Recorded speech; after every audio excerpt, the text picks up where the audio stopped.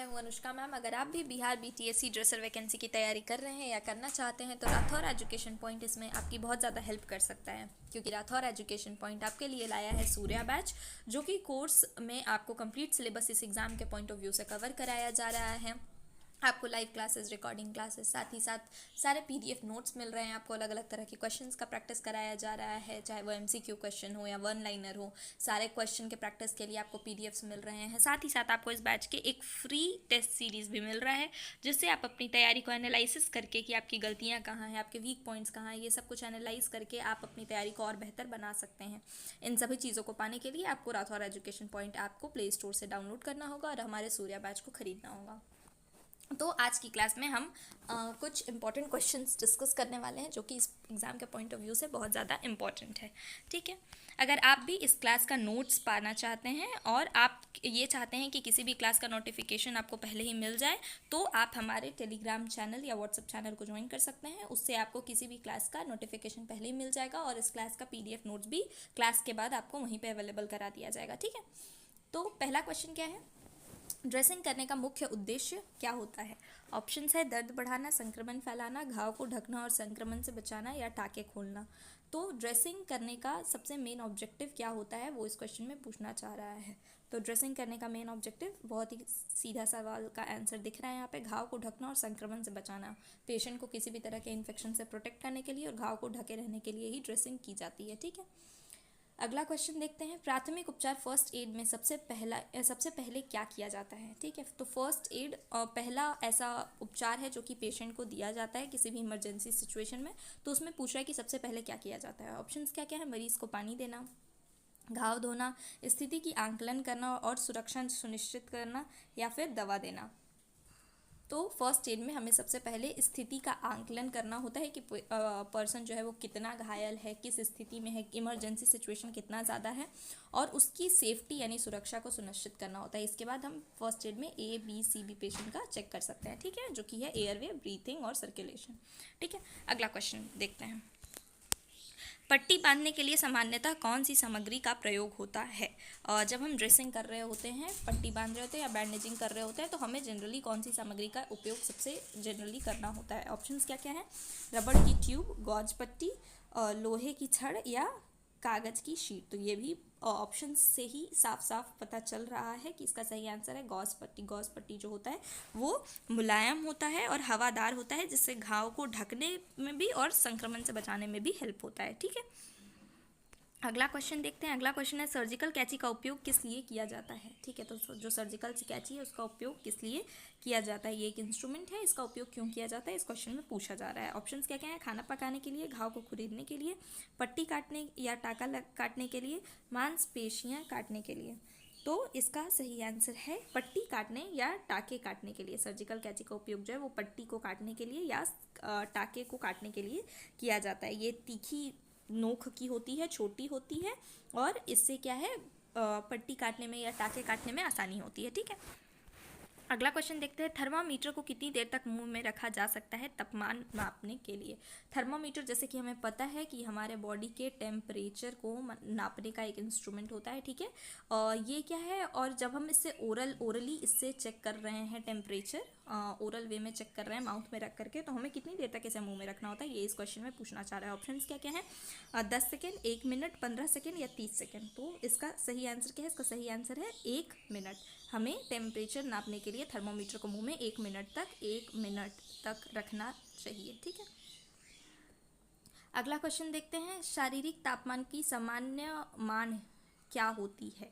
यानी कि बॉडी का नॉर्मल बॉडी टेम्परेचर क्या होता है? ठीक है, टेम्परेचर नॉर्मल कितना होता है? ठीक है, तो नॉर्मल टेम्परेचर ऑप्शंस क्या क्या दिए हैं, 98 degree Fahrenheit, 97 degree Fahrenheit, 98.6 degree Fahrenheit, या 99.9 डिग्री फ़ारेनहाइट। तो ये भी आंसर बहुत कॉमन है, हम सभी को पता है कि इसका सही आंसर है 98.6 डिग्री फ़ारेनहाइट, जो कि 37 डिग्री सेल्सियस होता है। ठीक है,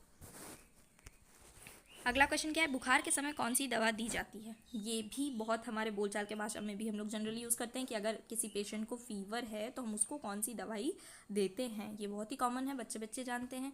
ऑप्शंस क्या क्या हैं हम लोग देख लेते हैं, टेट्रासाइक्लिन, पैरासीटामोल, पेनिसिलिन, या रेनिटिडिन। तो इसका आंसर हम सभी को पता है, ऑप्शन नंबर बी पैरासीटामोल। ठीक है, अगला क्वेश्चन देखते हैं, ब्लड प्रेशर मापने की मशीन को क्या कहते हैं। जैसे कि अभी हमने देखा कि टेम्परेचर मापने की मशीन को थर्मामीटर कहते हैं, तो उसी तरह से ब्लड प्रेशर यानी बीपी जो है वो उसको नापने की मशीन को क्या कहते हैं। ऑप्शंस क्या क्या है, थर्मामीटर, स्टेथोस्कोप, ग्लूकोमीटर या स्फिग्मोमैनोमीटर। तो ये भी बहुत अच्छा कॉमन सा सवाल है जिसका आंसर है स्फिग्मोमैनोमीटर। हालांकि स्टेथोस्कोप का भी प्रयोग किया जाता है बीपी नापने के लिए, लेकिन फिर भी मेन इंस्ट्रूमेंट जो है वो है स्फिग्मोमैनोमीटर। ठीक है, अगला क्वेश्चन क्या है, अगला क्वेश्चन है पट्टी बांधते समय सबसे पहले कौन सा चरण होता है। ठीक है, तो पट्टी बांधते समय ड्रेसिंग करते वक्त सबसे पहला स्टेज क्या होता है। ऑप्शंस क्या क्या है, घाव पर दवा लगाना, घाव को धोना, पट्टी काटना या दस्ताने पहनना। तो इसका सही आंसर क्या है, पट्टी बांधते वक्त सबसे पहला जो स्टेप होता है वो होता है ग्लव्स पहनना। ठीक है, ताकि क्या है, किसी भी तरह के इन्फेक्शन से पेशेंट को बचाया जा सके। ठीक है, अगला क्वेश्चन देखते हैं, एक सामान्य इंजेक्शन किस स्थान पर लगाया जाता है। ठीक है, एक सामान्य जो इंजेक्शन है, एक जनरल इंजेक्शन है, उसे हम कहाँ लगाते हैं। ऑप्शंस क्या क्या है, आँख में, पीठ में, कंधे या नितंब पर या पेट के ऊपर। तो नॉर्मली जो इंजेक्शन होता है वो IM होता है, इंट्रामस्क्यूलर, तो उसे हम कंधे या नितंब पर, ऑप्शन नंबर सी, यहाँ लगाते हैं, यहाँ के मसल्स में लगाते हैं। ठीक है, कंधे पे डेल्टॉइड मसल में लगाते हैं या नितंब में ग्लूटियस मसल पे लगाते हैं। ठीक है, अगला क्वेश्चन देखते हैं, कौन सा घाव सबसे अधिक संक्रमण की संभावना वाला होता है। कौन सा घाव ऐसा है जिसमें सबसे ज़्यादा इन्फेक्शन होने के चांसेस होते हैं। ऑप्शंस क्या क्या है, बंद घाव, सुई चुभने वाला घाव, खुला घाव या मुंह का घाव। ठीक है, तो इसका सही आंसर क्या है, इसका सही आंसर है खुला घाव। अगर कोई घाव क्या है ओपन है तो उसमें जो माइक्रो ऑर्गेनिजम्स हैं, छोटे छोटे बैक्टीरिया हैं, वायरस हैं, इन सभी का जाने का खतरा और वहाँ पे उसको इन्फेक्ट करने का खतरा ज़्यादा होता है। ठीक है, अगला क्वेश्चन देखते हैं, अगर किसी व्यक्ति को सांप ने काट लिया हो तो प्राथमिक उपचार क्या है। ठीक है, अगर किसी पेशेंट को सांप ने काट लिया हो तो उसे हम फर्स्ट एड क्या देंगे। ऑप्शंस क्या क्या हैं, दूध पिलाना, दौड़ लगवाना, प्रभावित अंग को स्थिर करना या पट्टी खोल देना। तो सांप काटने वाले अंग पे को स्थिर रखना बहुत ज़रूरी होता है ताकि जहर जो है वो पूरे शरीर में ना फैले। दौड़ने या चलने से क्या है, जहर फैलने की रफ्तार जो है वो तेज़ हो सकती है, तो इसीलिए हमें ऑप्शन नंबर सी, प्रभावित अंग को स्थिर रखना चाहिए। ठीक है, अगला क्वेश्चन देखते हैं, स्प्रिंट का उपयोग क्यों किया जाता है। स्प्रिंट हमने जनरली देखा भी है हमेशा। इसके ऑप्शंस क्या क्या है, जलाने के लिए, त्वचा को साफ, स्पिरिट का उपयोग क्यों होता है। ठीक है, स्पिरिट का उपयोग क्यों होता है, जलाने के लिए, त्वचा को साफ करने के लिए, कपड़े धोने के लिए या खून रोकने के लिए। तो स्पिरिट जो होता है वो इंजेक्शन देने से पहले त्वचा से तुरंत किसी भी तरह का माइक्रो ऑर्गेनिजम्स या इन्फेक्शन को हटाने के लिए, ठीक है, इन्फेक्शंस को हटाने के लिए स्पिरिट का यूज़ करते हैं, खास करके इंजेक्शन देने से पहले। तो ठीक है, तो ये त्वचा को साफ करने के लिए इसका सही आंसर होगा ऑप्शन नंबर बी। अगला क्या है, मरीज़ के शरीर के तापमान को मापने का सामान्य तरीका क्या है। हम किसी पेशेंट के टेम्परेचर को मापने के लिए सबसे सामान्य तरीका क्या यूज़ कर सकते हैं। ऑप्शंस देखते हैं, ऑप्शंस क्या क्या हैं, हाथ लगाकर, थर्मामीटर से, नाड़ी गिनकर या आँख देखकर। तो सबसे सामान्य तरीका क्या है, सबसे सामान्य तरीका है थर्मामीटर से। थर्मामीटर जो है वो पेशेंट के टेम्परेचर को नापने के लिए एक साइंटिफिक और सेफ प्रोसीजर है जो कि बहुत ही ज़्यादा इफेक्टिव होता है बॉडी के टेम्परेचर को बताने के लिए। ठीक है, नस में दवा देने की प्रक्रिया को क्या कहते हैं। जब भी हम किसी पेशेंट को वेन में इंजेक्शन देते हैं तो उस प्रोसीजर को, उस प्रक्रिया को हम क्या कहते हैं। ऑप्शंस क्या क्या है, इंट्रामस्कुलर, इंट्राडर्मल, इंट्रावेनस या सबक्यूटेनियस। तो इसका सही आंसर हमें सामने दिख रहा है, ऑप्शन नंबर सी, इंट्रावेनस। जब हम दवा को सीधे वेन में देते हैं तो उसे इंट्रावेनस इंजेक्शन कहते हैं। ठीक है, अगला क्वेश्चन क्या है, स्टेथोस्कोप का उपयोग किसके लिए किया जाता है। ठीक है, स्टेथोस्कोप का यूज़ क्यों किया जाता है, ये इस क्वेश्चन में पूछा। ऑप्शंस क्या क्या है, रक्तचाप मापने के लिए, हृदय और फेफड़ों की ध्वनि सुनने के लिए, इंजेक्शन लगाने के लिए या हड्डी देखने के लिए। तो स्टेथोस्कोप जो होता है वो कहीं भी किसी भी ऑर्गन का आवाज़ सुनने के काम में आता है। ठीक है, स्टेथोस्कोप जो होता है वो आवाज़ सुनने के लिए डॉक्टर्स यूज़ करते हैं, जैसे कि सांस की आवाज़ हो गई, ब्लड प्रेशर, बीपी जो रक्तचाप है उसकी ध्वनि के लिए हो गई, हृदय गति के लिए हो गई या फेफड़ों की ध्वनि के लिए हो गई, या कई बार इसको पेट में भी किसी तरह के बॉवल साउंड्स को सुनने के लिए भी यूज़ किया जाता है। तो स्टेथोस्कोप बेसिकली साउंड के लिए यूज़ किया जाता है। कुल मिला के किसी भी तरह की ध्वनि यानी साउंड को सुनना हो तो उसके लिए हम स्टेथोस्कोप का यूज़ करते हैं। ठीक है, अगला क्वेश्चन देखते हैं, हाइड्रोजन पेरोक्साइड का उपयोग क्यों किया जाता है? हाइड्रोजन पेरोक्साइड ड्रेसिंग के दौरान यूज़ करने जाने वाला एक लिक्विड होता है जिसका यूज़ क्यों किया जाता है वो इस क्वेश्चन में पूछा जा रहा है। क्या क्या ऑप्शन है? मुंह धोने के लिए, कपड़े धोने के लिए, घाव को साफ करने के लिए या बाल धोने के लिए। तो इसका सही आंसर हम सभी को पता है कि घाव को साफ करने के लिए हाइड्रोजन पेरोक्साइड का यूज़ किया जाता है। ये क्या करता है? ये झाग बनाता है जिससे सारी गंदगी बाहर आ जाती है, जैसे डेड सेल्स वगैरह जो भी हो गए वो सारे के सारे झाग ये बनाता है तो उससे बाहर आ जाते हैं। टेटनस इंजेक्शन किस स्थिति में दिया जाता है?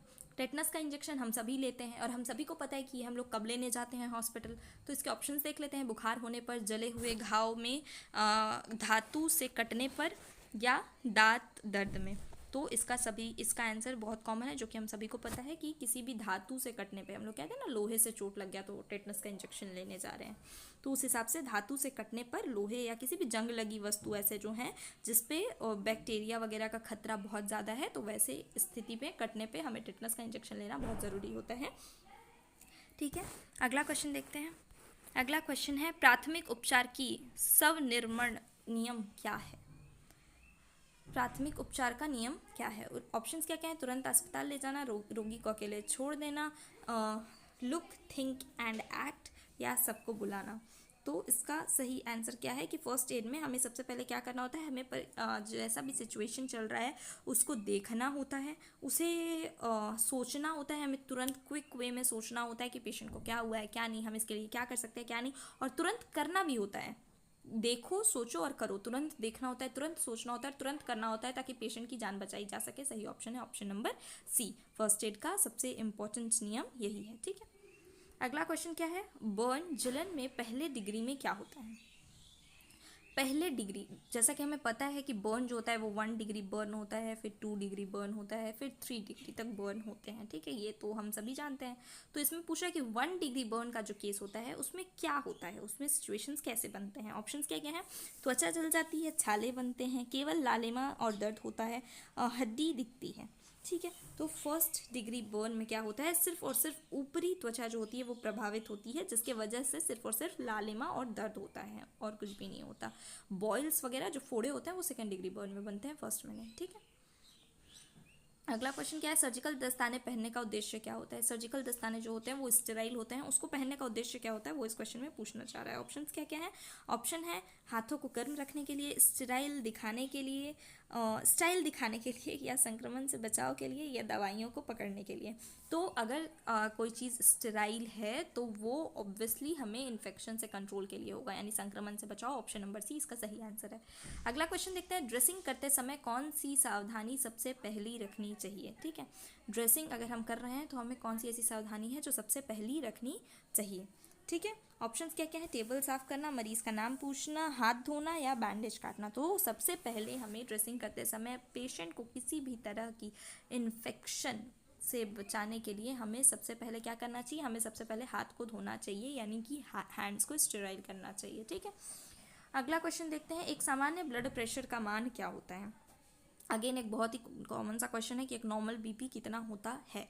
तो एक नॉर्मल बीपी 90/60 mmHg होता है, 160/100 mmHg होता है, या 120/80 mmHg होता है, या 100/40 mmHg होता है। तो नॉर्मली जो ब्लड प्रेशर होता है वो 120/80 mmHg होता है। ठीक है, अगला क्वेश्चन देखते हैं। टूर्निकेट का उपयोग किस लिए किया जाता है? तो हम लोग इंजेक्शन देते वक्त टूर्निकेट का उपयोग करते हैं, वो क्यों किया जाता है ये क्वेश्चन में है। ठीक है, ऑप्शंस क्या क्या है? बाह को आराम देने के लिए, नसों को भरने के लिए, ब्लड प्रेशर मापने के लिए, या टाके लगाने के लिए।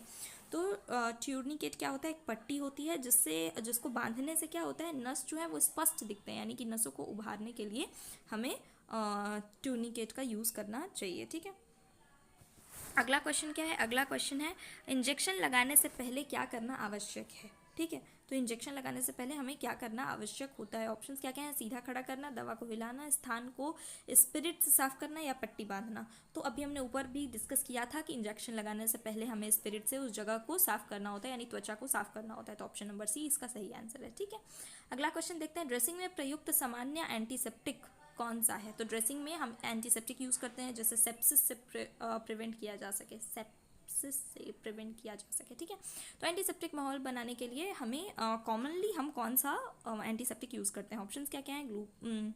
ग्लूकोज, डेटॉल, ग्लिसरीन या पानी। तो डेटॉल जो है वो सबसे कॉमनली जाने वाला एंटीसेप्टिक है जो कि घाव में संक्रमण से बचाता है। ठीक है, अगला क्वेश्चन क्या है, अगर मरीज़ को होश नहीं हो तो सबसे पहले क्या करना चाहिए। अगर मरीज़ को होश नहीं है तो हमें सबसे पहले क्या करना चाहिए, दवा दें, उसे हिलाएं और प्रतिक्रिया जांचें, पानी पिलाएं या दौड़ लगवाएं। तो अगर कोई मरीज़ होश में नहीं है तो हमें सबसे पहले उसे हिलाना चाहिए और उसकी प्रतिक्रिया जांचनी चाहिए कि वो सेफ़ है या नहीं है, वो होश में कैसे आएगा, इस तरह से हमें चेक करना चाहिए। ठीक है, अगला क्वेश्चन, खून बहने पर प्राथमिक उपचार में क्या करना चाहिए। अगर किसी पेशेंट को बहुत ज़्यादा, अगर ऐसे कोई इमरजेंसी सिचुएशन आ गई है जहाँ पे चोट लगने के कारण बहुत ज़्यादा ब्लीडिंग हो रही है, ठीक है, तो उस सिचुएशन में हमें फर्स्ट एड क्या देना चाहिए। ऑप्शंस क्या क्या हैं, अंग को नीचे लटकाना, खून को बहने देना, साफ कपड़े से दबाव डालना या बर्फ़ लगाना। तो हमें खून को रोकने के लिए साफ कपड़े से दबाव डालना चाहिए ताकि ब्लीडिंग रुक सके। ठीक है, अगला क्वेश्चन देखते हैं, आईवी स्टैंड का प्रयोग किसके लिए किया जाता है। हमने हॉस्पिटल्स में जनरली हमेशा हम लोग आईवी स्टैंड्स देखते हैं, उसका यूज़ क्या होता है वो इस क्वेश्चन में पूछ रहा है। ऑप्शंस क्या क्या है, बोतल टांगने के लिए, मरीज़ को खड़ा करने के लिए, दस्ताने टांगने के लिए, पट्टी सुखाने के लिए। तो आईवी स्टैंड जो होता है वो स्लाइन या आरएल वगैरह जो भी होते हैं, दवा जो भी हम लोग पेशेंट को कैन्यूला वगैरह के थ्रू चढ़ा रहे हैं, तो उसके लिए हमें आईवी स्टैंड का यूज़ होता है कि हम वहाँ पे उस स्लाइन या अन्य चीज़ों का बोतल को टांगते हैं और उसको नस में चढ़ाते हैं। ठीक है, तो ये बोतल टांगने के लिए होती है आईवी स्टैंड, जो कि पेशेंट के बेड के बगल में हमेशा हर जगह हॉस्पिटल्स में देखने को मिलता है। ठीक है, अगला क्वेश्चन क्या है, एनाफिलेक्सिस किससे संबंधित है। ठीक है, एनाफिलेक्सिस जो है वो किससे संबंधित है। तो ऑप्शंस क्या क्या है, खांसी, बुखार, एलर्जी का गंभीर प्रतिक्रिया या जुकाम। तो एनाफिलेक्सिस जो है वो एक बहुत ही ज़्यादा गंभीर एलर्जिक रिएक्शन है जिसमें सांस लेने में कठिनाई हो सकती है। तो एलर्जी की गंभीर प्रतिक्रिया एनाफिलेक्सिस है। ठीक है, अगला क्वेश्चन देखते हैं, फोर्सेप्स का उपयोग किस लिए होता है। तो ये क्वेश्चन हमने शायद ऊपर भी डील किया है कि फोर्सेप्स का उपयोग क्यों होता है। ऑप्शंस क्या क्या है, पट्टी काटने के लिए, वस्तुएं पकड़ने के लिए, थर्मामीटर पकड़ने के लिए या इंजेक्शन देने के लिए। तो फोर्सेप्स जो होते हैं वो एक इंस्ट्रूमेंट होता है जिससे हम सर्जरी या ड्रेसिंग के दौरान छोटी छोटी वस्तुएं पकड़ सकते हैं। तो इसका सही आंसर है ऑप्शन नंबर बी, वस्तुएं पकड़ने के लिए। ठीक है, अगला क्वेश्चन देखते हैं, बर्न यूनिट किस लिए होता है।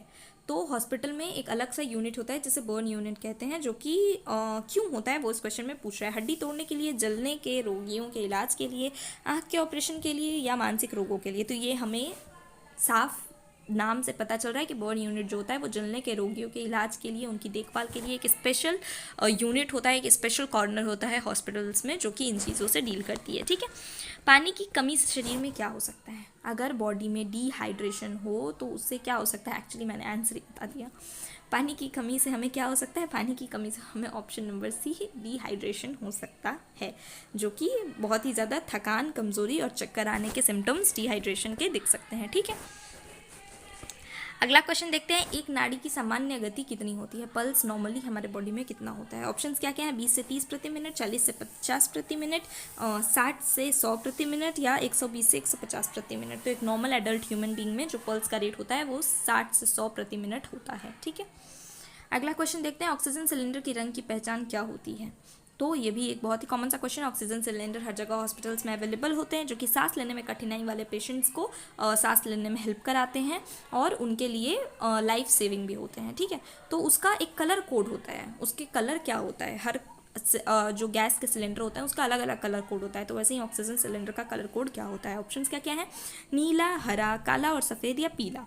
तो इसका सही आंसर क्या है, काला और सफ़ेद। ऑक्सीजन सिलेंडर जो होता है वो काला और सफ़ेद के रंग कोड में होता है, जिसमें क्या होता है, ऊपरी भाग जो होता है वो सफ़ेद होता है। ये अगर सिलेंडर है तो इसका ऊपरी भाग जो होता है ये सफ़ेद होता है और ये जो नीचे का भाग होता है ये काला होता है। ठीक है, अगला क्वेश्चन देखते हैं, शरीर का सबसे बड़ा अंग कौन सा है। शरीर का सबसे बड़ा अंग क्या है, इस क्वेश्चन में पूछ रहा है। ऑप्शंस क्या क्या है, यकृत, हृदय, त्वचा या फेफड़ा। तो हमें पता है कि हमारे बॉडी का सबसे लार्जेस्ट पार्ट क्या है, स्किन, जो कि पूरे बॉडी को कवर करता है और एक्सटर्नल एनवायरनमेंट से, बाहरी वातावरण से बचाता है बॉडी के इंटरनल पार्ट को। ठीक है, नींबू पानी किस स्थिति में लाभदायक होती है।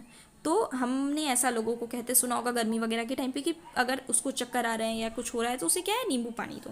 तो ये किस स्थिति में कारीगर होता है? ऑप्शंस क्या क्या है? उच्च रक्तचाप में, डिहाइड्रेशन में, मोटापे में या हड्डी टूटने में। तो जैसा कि मैंने आपको पिछले क्वेश्चन में डिहाइड्रेशन का बताया था कि डिहाइड्रेशन के सिम्टम्स क्या क्या होते हैं, चक्कर आना, कमजोरी लगना। तो हमने गर्मी में ये भी सुना होगा कि उसको चक्कर आ रहा है तो उसे नींबू पानी दो। तो ये क्यों होता है? डिहाइड्रेशन की वजह से। तो इसका सही आंसर क्या है? डिहाइड्रेशन में। ठीक है, अगला क्वेश्चन क्या है? स्टेराइल का अर्थ क्या है? ठीक है, स्टेराइल का मतलब क्या होता है? इस वर्ड से हम क्या समझते हैं? ऑप्शंस क्या क्या है? साफ, ठंडा, कीटाणु रहित या गंदा।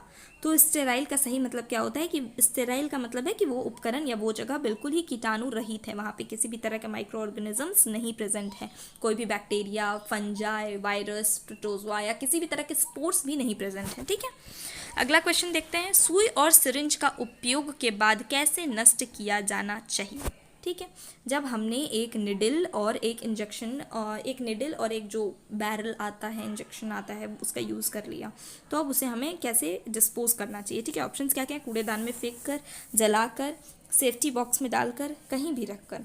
तो हमें इस्तेमाल की गई जो सुई और सिरिंज है उसे सेफ्टी बॉक्स में डालकर नष्ट किया जाता है ताकि इन्फेक्शंस वगैरह से बचाया जा सके। ठीक है, तो इसका सही ऑप्शन नंबर है सी। अगला क्वेश्चन देखते हैं। पट्टी के दौरान सबसे पहले क्या लगाया जाता है? पट्टी के दौरान सबसे पहले क्या लगाया जाता है? ठीक है, ऑप्शंस क्या क्या है? मरहम, गोंद, रुई, गॉज। तो घाव को सबसे पहले साफ करके हम उसके ऊपर क्या लगाते हैं? इसका सही आंसर है ऑप्शन नंबर ए, मरहम लगाते हैं और उसके बाद गॉज पीस रखते हैं और फिर अंत में पट्टी बांधते हैं ताकि वो गॉज क्या है, वो दबाव बनाए रखे, ब्लीडिंग ना हो, वो क्या है, हवा लगने में भी हेल्पफुल हो, सॉफ्ट भी हो, घाव के ऊपर कोई एक्स्ट्रा बाहर से मेस क्रिएट ना करे, और ऊपर से पट्टी बांधते हैं ताकि वो गॉज जो है वो अपने जगह पे स्थिर रहे। तो इस तरह से सबसे पहले हम क्या रखते हैं? मरहम। ठीक है, अगला क्वेश्चन देखते हैं। अगला क्वेश्चन है मल्टी यूज सिरिंज का उपयोग के बाद कैसे साफ किया जाता है? कुछ सिरिंज जो होते हैं वो डिस्पोजेबल होते हैं, वन टाइम यूज़ वाले, तो वो यूज़ करके फेंक दिया जाता है। कुछ होते हैं जो यूज़ दोबारा ना किया जा सके, इस वजह से वो लॉक वाले भी होते हैं कि वो लॉक हो जाते हैं तो वो दोबारा यूज़ हो ही नहीं सकते हैं। और जनरली सिरिंज दोबारा यूज़ करने भी नहीं चाहिए, निडल, क्योंकि वो क्या होता है, वो अगर निडल सेम निडल एक से दूसरे में यूज़ कर रहे हैं तो वो इन्फेक्शन फैलाने का खतरा हो सकता है। लेकिन सिरिंज अगर मल्टी यूज़ है तो हम उसे उपयोग के बाद कैसे साफ़ करेंगे? तो ऑप्शंस क्या क्या है? ठंडे पानी से, साबुन से, स्टेराइल करके या सिरका से। तो इसका सही आंसर क्या है? इसका सही आंसर है ऑप्शन सी, स्टेराइल करके। ठीक है, स्टेराइल होने चाहिए। पुनः उपयोग करने वाले जो सिरिंज होते हैं उन्हें संक्रमण से बचाने के लिए स्टेराइल किया जाता है। ठीक है, ताकि वो किसी भी तरह के इन्फेक्शंस और माइक्रो ऑर्गेनिज्म से बचे रहें। अगला क्वेश्चन क्या है? घाव को साफ करने के लिए कौन सा सॉल्यूशन उपयुक्त होता है? घाव को साफ करने के लिए हम किस सॉल्यूशन का यूज़ करते हैं? ऑप्शंस क्या क्या हैं? शुद्ध पानी, हाइड्रोजन पेरोक्साइड, दूध या नारियल तेल। तो हमें घाव को साफ करने के लिए एक ऐसा एंटीसेप्टिक चाहिए होता है जो कि कीटाणु को मारने में बहुत ज़्यादा हेल्पफुल हो, जिससे सारे जो भी इन्फेक्शन है वो हट जाए। तो इसका सही आंसर क्या है? हाइड्रोजन पेरोक्साइड, जो कि झाग बना करके घाव को साफ करने में हेल्पफुल होता है। ठीक है, अगला क्वेश्चन क्या है? रोगी को किस स्थिति में रिकवरी पोजीशन में लेटाया जाता है? तो रोगी की ऐसी क्या कंडीशन हो गई कि हमें उसे रिकवरी पोजीशन में लेटाना पड़ रहा है? ऑप्शंस क्या क्या है? जब वह दौड़ रहा हो, जब वह मूर्छित हो, जब वह रो रहा हो, जब उसे बुखार हो। तो हमें रिकवरी पोजीशन में क्या होता है? सांस लेने में बहुत ज़्यादा हेल्पफुल होता है और जीभ जो है वो रास्ता बंद नहीं करता, यानी कि जो रेस्पिरेटरी ट्रैक है उसके बीच में ब्लॉकेज क्रिएट नहीं करता जीभ इस रिकवरी पोजीशन में। तो हमें रिकवरी पोजीशन में उस पेशेंट को लटाना चाहिए जो मूर्छित हो, ताकि उसका जीभ जो है उसके रेस्पिरेटरी पाथ में ब्लॉकेज क्रिएट ना करे और वो आराम से सांस ले सके। ठीक है, अगला क्वेश्चन देखते हैं। ड्रेसर का कार्य किसके अंतर्गत आता है? एक ड्रेसर जो है वो किसके अंतर्गत कार्य करता है हॉस्पिटल में? ऑप्शंस क्या क्या है? डॉक्टर, नर्सिंग स्टाफ, चिकित्सा तकनीकी सहायक या स्वास्थ्य उप सहायक। तो ड्रेसर जो होता है वो जनरली किसके अधीन कार्य करता है? डॉक्टर जो होता है वो जनरली नर्सिंग स्टाफ यानी नर्सेस के अंतर्गत ही कार्य करता है, उन्हीं के ये में काम करता है अपने हॉस्पिटल में। ठीक है, और उससे ऊपर क्या होता है? जो भी प्राथमिक यानी प्राइमरी जो चिकित्सक होते हैं वो भी उनके अंतर्गत भी काम करता है, लेकिन इस क्वेश्चन के हिसाब से नर्सिंग स्टाफ सही है। ठीक है, अगला क्वेश्चन क्या है? स्पंज होल्डर फोर्सेप्स का उपयोग होता है। स्पंज होल्डर फोर्सेप्स जो है उस इंस्ट्रूमेंट का यूज़ हम कब करते हैं, ठीक है। ऑप्शंस क्या क्या है, टाँके लगाने में, स्पंज पकड़ने में, ब्लड प्रेशर मापने में या दवा देने में। तो जैसा कि हमें पता है फोर्सेप्स जो है वो छोटी मोटी चीज़ें पकड़ने के लिए होती हैं। स्पंज होल्डर, तो हमें इसके नाम से पता चल रहा है कि ये स्पंज पकड़ने में हेल्पफुल होता है। ये इंस्ट्रूमेंट स्पंज पकड़ने के लिए काम में आता है ऑपरेशन या ड्रेसिंग के दौरान, ठीक है। अगला क्वेश्चन क्या है, जलने की स्थिति में प्राथमिक उपचार क्या है। बर्न का केस अगर हमारे सामने आ रहा है तो उसमें सबसे पहला फर्स्ट एड हम क्या देते हैं। ऑप्शंस क्या क्या है, बर्फ़ लगाना, घाव को ढकना और ठंडे पानी से धोना, तेल लगाना या हल्दी लगाना। तो इसका सही आंसर है ऑप्शन नंबर बी, घाव को ढकना और ठंडे पानी से धोना। जलने वाले केस में हमें सबसे पहले ठंडे पानी से धोकर और साफ कपड़े से ढक देना चाहिए ताकि इन्फेक्शन ना हो और पेशेंट को जलन वगैरह से भी राहत मिले, ठीक है। अगला क्वेश्चन देखते हैं, एक सामान्य मनुष्य के शरीर में रक्त की मात्रा कितनी होती है। एक नॉर्मल जो ह्यूमन है उसके बॉडी में रक्त का टेम्परेचर क्या होता है, ठीक है। तो इसका ऑप्शन क्या क्या है, 2 से 3 लीटर, 3 से 4 लीटर, 4 से 5 लीटर या 5 से 6 लीटर। तो इसका आंसर क्या है वो हम सभी को पता है कि बॉडी में नॉर्मली ब्लड का जो मात्रा होता है वो 5 से 6 लीटर होता है, ठीक है। अगला क्वेश्चन देखते हैं, बैंडेज को बांधने का उद्देश्य क्या होता है। बैंडेज बांधने का मेन उद्देश्य क्या होता है। ऑप्शंस क्या क्या हैं, शोभा बढ़ाना, खून रोकने और अंग को स्थिर रखना, स्किन को ढकना या अंग छुपाना। तो इसका सही आंसर हम सभी को पता है कि ब्लीडिंग को रोकना और अंग को स्थिर रखना ही मेन बैंडेजिंग का ये होता है, जिससे क्या है अगर अंग स्थिर रहेगा तो हीलिंग का प्रोसेस जो होगा वो जल्दी होगा, ठीक है। अगला क्वेश्चन देखते हैं, एक थर्मामीटर को उपयोग से पहले कैसे साफ़ किया जाता है। एक थर्मामीटर जो कि हमने मान लीजिए ओरली पेशेंट का टेम्परेचर लिया, तो अब हम उसे दोबारा किसी और पेशेंट का टेम्परेचर लेने के लिए साफ़ कैसे करेंगे। वैसे तो इन्फेक्शन फैल सकता है तो उसे हमें साफ़ भी तो करना होगा। तो ऑप्शंस क्या क्या हैं, गीले कपड़े से, डेटॉल या अल्कोहल से, साबुन से या सिर्फ पानी से। तो हमें थर्मामीटर को एक पेशेंट से दूसरे पेशेंट में यूज़ करने से पहले डेटॉल या अल्कोहल से साफ़ करना होता है, ठीक है, ताकि किसी भी तरह का इन्फेक्शन से प्रिवेंट किया जा सके। अगला क्वेश्चन क्या है, इंसुलिन को शरीर में कैसे दिया जाता है। इंसुलिन, हमें पता है इंसुलिन एक हार्मोन है जो कि बॉडी में ब्लड शुगर को मेंटेन करने के लिए एक हार्मोन हमारा बॉडी जनरली बनाता है, जिसकी इम्बैलेंस के कारण पेशेंट में डायबिटीज़ हो सकती है। तो डायबिटीज़ वाले पेशेंट को बाहर से इंसुलिन का इंजेक्शन देना पड़ता है। वो कैसे दिया जाता है, IV, IM यानी इंट्रामस्कुलर या सबक्यूटेनियस या ओरल। तो इंसुलिन का जो इंजेक्शन है वो सबक्यूटेनियस यानी कि सबक्यूटेनियस लेयर जो होता है स्किन का उसमें दिया जाता है। सबक्यूटेनियस इंजेक्शन ब्लड इंसुलिन का होता है, ठीक है। अगला क्वेश्चन देखते हैं, डॉक्टर द्वारा दी गई औषधि को मरीज को देने से पहले क्या जांचना चाहिए। जो प्रिस्क्रिप्शन डॉक्टर ने मेडिसिन या ड्रग्स जो प्रिस्क्राइब किए हैं पेशेंट के लिए, वो हमें उसे देने से पहले क्या जांचना चाहिए। ऑप्शंस क्या क्या है, रंग, नाम, मात्रा और समय, गंध या कंपनी का नाम।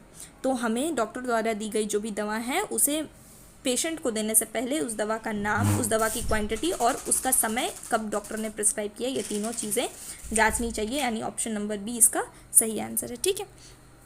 अगला क्वेश्चन क्या है, ऑपरेशन के बाद सबसे अधिक ध्यान किस पर देना होता है। ऑपरेशन के बाद अगर किसी पेशेंट का ऑपरेशन के बाद वो जस्ट शिफ्ट हुआ है तो हमें सबसे अधिक ध्यान किस बात पर देनी चाहिए। ऑप्शंस क्या क्या है, मरीज़ की बातों पर, घाव की ड्रेसिंग और संक्रमण से बचाव पर, भोजन पर या कपड़े पहनाने पर। तो ऑपरेशन के बाद हमें पेशेंट का जो घाव है उसकी ड्रेसिंग पे और संक्रमण से बचाव पे बहुत ज़्यादा ध्यान देना चाहिए, क्योंकि यही सबसे इम्पॉर्टेंट होता है, ठीक है। अगला क्वेश्चन देखते हैं, इंजेक्शन के लिए सबसे सामान्य साइट कौन सी है, ठीक है। तो इंजेक्शन सबसे कॉमनली जो इंजेक्शन दिया जाता है वो हमेशा IM होता है, यानी इंट्रामस्कुलर इंजेक्शन, जो कि मसल्स में दिए जाते हैं। और ये कहाँ पे किस साइड के मसल्स पे दिए जाते हैं, तो ऑप्शंस है गर्दन, नाभि, बटॉक्स यानी ग्लूटियस रीजन या फिर पैर। तो हमें पता है कि सबसे कॉमनली जो होता है वो होता है बटॉक्स यानी ग्लूटियस रीजन में, ग्लूटियस मसल में जो हम इंजेक्शन IM देते हैं वो सबसे कॉमन होता है, ठीक है।